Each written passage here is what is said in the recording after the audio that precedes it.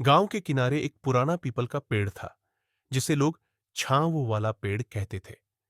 दिन में वो जगह शांत और ठंडी लगती थी, लेकिन सूरज ढलते ही गांव वाले उधर जाना छोड़ देते थे। कहते थे, उस पेड़ के नीचे कुछ ठहरा हुआ है, जो रात होते ही जागता है। राहुल, शहर से आया एक युवक, इन बातों को अंधविश्वास समझता था।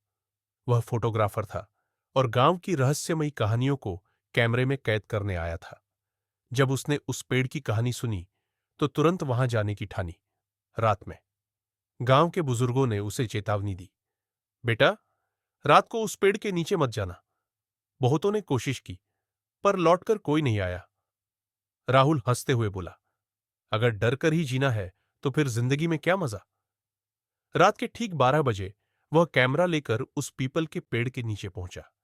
चारों तरफ सन्नाटा था, हवा भी जैसे थम गई थी। उसने कैमरा ऑन किया, एक फोटो ली, फिर दूसरी। लेकिन तस्वीरों में कुछ अजीब था। कैमरे में एक साया हर फोटो में दिख रहा था, जबकि वहां कोई नहीं था। अचानक उसे लगा जैसे किसी ने उसके कंधे पर हाथ रखा हो। वह पलटा, पीछे कोई नहीं था, लेकिन पेड़ की शाखाएं अब हवा के बिना ही हिल रही थीं, जैसे किसी ने उन्हें छुआ हो। कौन है? राहुल ने डरते हुए पूछा। तभी पेड़ की जड़ से एक धीमी फुसफुसाती आवाज आई, तू आया, बहुत देर कर दी। जमीन से एक साया निकला, मानो पेड़ की परछाई जिंदा हो गई हो। उसकी आंखें लाल, चेहरा धुंधला और शरीर धुएं जैसा था। राहुल पीछे हटने लगा, लेकिन उसके पैर जमीन से चिपक चुके थे। अब तू भी यहीं रहेगा, दूसरों की तरह, साया बोला, और राहुल की चीख हवा में गुम हो गई। सुबह गांव के लोग पेड़ के पास पहुंचे।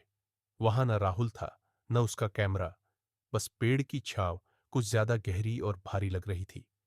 अब जब भी कोई उस पेड़ के पास जाता है, तो उसे वहां एक नई परछाई दिखती है, कैमरा उठाए, देखने को तैयार, हमेशा किसी को